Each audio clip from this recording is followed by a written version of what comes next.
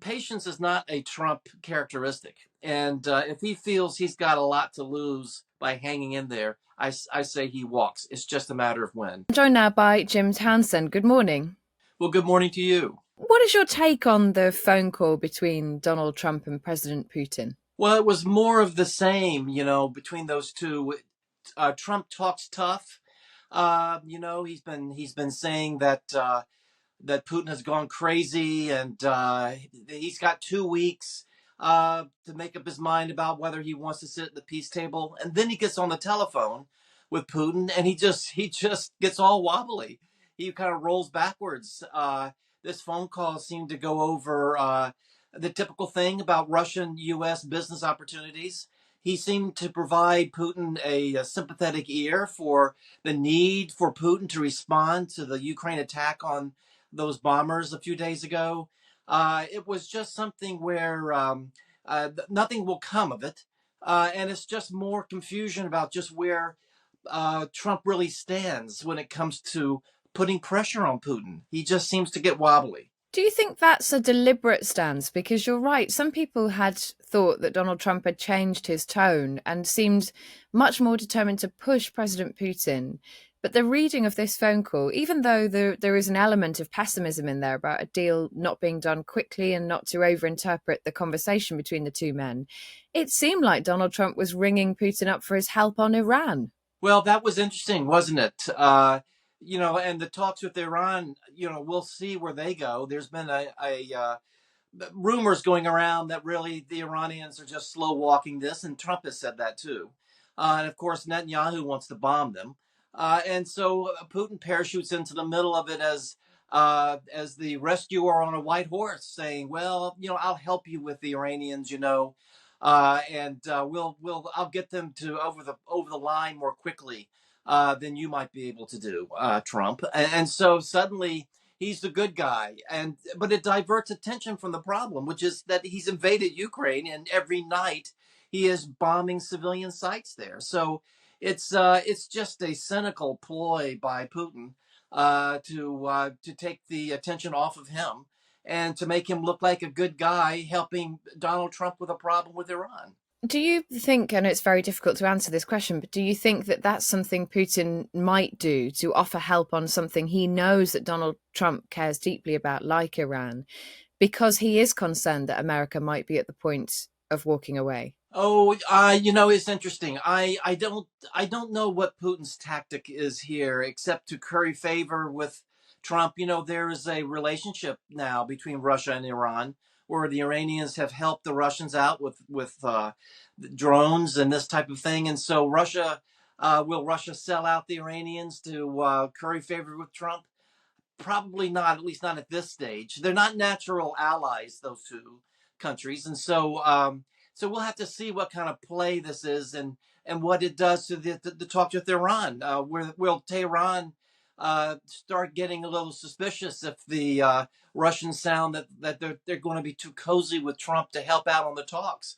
I mean, there's that too. So I think we're just going to have to wait and see. That might have been a throwaway line by Putin saying, "Hey, on Iran, I can help you with that." It could be something that has nothing to do really with the Iranian talks and more with currying favor with Trump and trying to divert attention. And it seems to have successfully done that, at least in the Trump interpretation of that phone call, where Iran features incredibly heavily. There is also, though, an acceptance from Donald Trump that Russia will respond to the most recent Ukrainian attacks on military hardware. I mean, it sounded a bit like Donald Trump just accepting that was going to happen. Well, that's right. It was very sympathetic, where he's kind of trying to explain on his Truth Social posting that, well, he says he's going to have to respond, and as you know, that's what he needs to do because of what's happened. As if the victim is Russia and poor Russia. Now they're going to have to respond, and Ukraine, you're going to have to just take it because of what you've done. That was the tone almost in that conversation. So, no harsh words towards Putin about killing civilians in Ukrainian cities every night, not really wanting to engage on the peace, any kind of peace process. It was all, oh, you poor Putin, your aircraft were attacked, and I guess you're going to have to respond. He also, though, Donald Trump, slightly confusingly, posted after the Truth Social message that we're talking about here, where he gave a readout, if you like, of that phone call. He then retweeted an article about American sanctions on Russian oil, which was seemingly a reference to trying to sort of deter Russia. How do you interpret that? There's some things that are hard to interpret, to read into, and I think that's a great example of one. I don't know. He just retweeted it, so who knows what he was trying to signal by doing that. And you have to think too that Putin must get pretty confused about Trump too. Putin must think, so what's Trump trying to do to me now? So it is interesting how Putin, who is used to a certain way of relating to American presidents and doing foreign policy and this type of thing, and Trump, of course, has shown all of us that he's turned that upside down. Well, it's turned upside down for Putin too. So he has to probably sit down and try to figure out, so what's the game here with this Trump? Do you believe, given all of your experience and what we're seeing now, do you believe that Donald Trump would walk away from the Ukraine-Russia situation? Just hold up his hands and say, I'm out? I have been speculating about that for a while. I can't see him hanging in there for 2 years of talks. Both parties have plenty of fight in them. Putin thinks he can get what he wants on the battlefield. And Zelensky is showing that he's not going to give up. This audacious attack a couple days ago shows that. So both sides are really not into talking peace, which means there could be a year or more of violence before one side or the other feels that they've got to sue for peace. And I don't see Trump waiting that long, waiting for a battlefield results. I think he wants to cut his losses. That's my guess. He's got his ego out on the line on this. Trump does. He's going to be held up to ridicule by people saying, "Hey, you thought you could do that in a day, in 24 hours, and look at you now. It's been a year or two, and and so." He's kind of in a bit of in a box, and I guess he will know himself when the time is for him to walk. He doesn't want to be embarrassed. He doesn't want to be seen as being tapped along by the Russians, by Putin. Uh, Zelensky is kind of playing him as well, currying favor because he wants assistance from the U.S. So we'll have to see. But I think the bottom line is uh, patience is not a Trump characteristic. And if he feels he's got a lot to lose by hanging in there, I say he walks. It's just a matter of when. And what's the sense from within his team? Some really very senior figures around him, Marco Rubio and others. There's a difference of opinion now, isn't there, on the way to approach this? Well, it's a good point. It's hard to tell where the people are around him. They really hold tight to the script when they're talking publicly.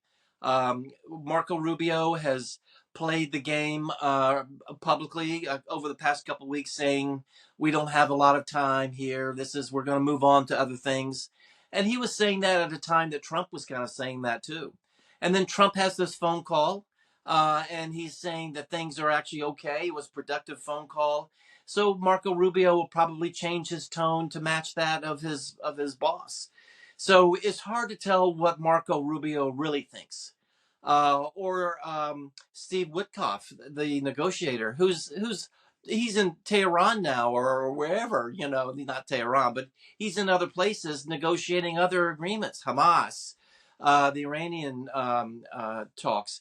So, who knows where he is. He doesn't want to be tapped along either, but, he is he's holding tight to a script as well. I don't think I've heard an unscripted moment from him. He just kind of recites either talking points from Putin or talking points for Trump.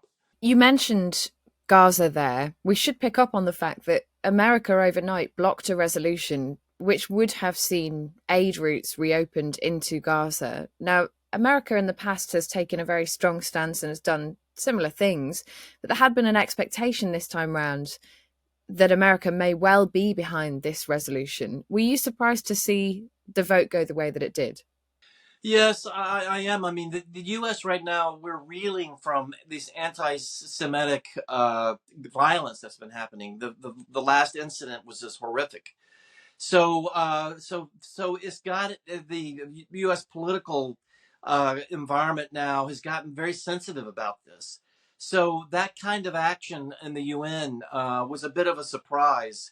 You would have thought that there would have been some humanitarian streak coming out of the administration, given what's been happening here in the U.S. But it was blocked. So I think this is that is something that is part of his relationship with Netanyahu, where he snubs Netanyahu on the one hand, and on the other hand, he carries his water in the UN or other places too. It is not consistent, and it's hard to tell what the game is right now. And the attack on Boulder, you mentioned it there. I mean, that's the lens that we should partly see Trump's introduction overnight of travel bans. He's said that that's part of the reason, hasn't he? Well, that's exactly the point. It was a campaign promise. He was going to do that. He did that in his first term as well. So it's not a surprise. I guess the only surprise is that it's taken this long to be announced. But he did use this the horrible incident in Boulder as he publicly said that's why we're doing this type of thing. So what's happening is he's getting credit for taking action about the Boulder incident, when in fact he was just implementing something he was already planning to do. But he is using Boulder as an example of the threat that comes from immigrants, which is of course wrong. But this is standard practice, and it's going to certainly prompt a lot of court cases that happened in the first round when he was president. And now the courts will have to look at these things again and see where we go. It seems every other day there's another executive order coming down that is causing the courts to get involved and everyone to be in limbo to see where these policies go. We've talked a lot about instability, unpredictability. How should we interpret Pete Hegseth not attending a key NATO meeting? There was a lot of expectation that America would be there. Pete Hegseth is not there. What does that mean, do you think? Well, the meeting that he didn't go to was that coordinating meeting that used to be at Ramstein Air Force Base, and Lloyd Austin used to chair it, the Secretary of Defense under Biden. And so that was the meeting that he chose not to go to, talking about travel issues. But obviously, he didn't want to go there. He had nothing to say at that coordinating meeting because Trump is not giving assistance to Ukraine. The assistance going in from the U.S. is still in the pipeline from the Biden days. So it's not like Hegseth can announce something new.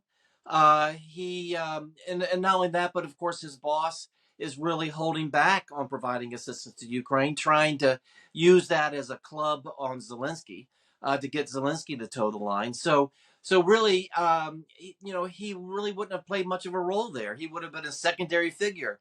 But of course, the big thing, though, is that it is a signal that the U.S., our interests are in other places, that it's not really Ukraine anymore, not like the Biden days.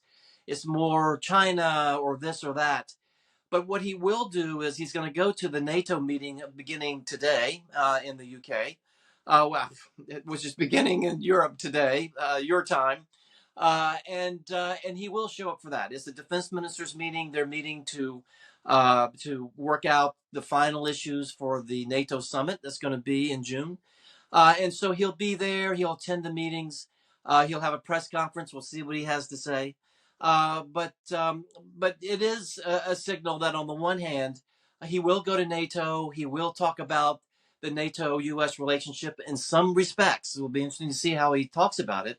But on the other hand, he really has shown that the U.S. is not going to be playing such an active role in terms of assistance to Ukraine. He didn't go to that meeting. That's a big signal of where the United States is.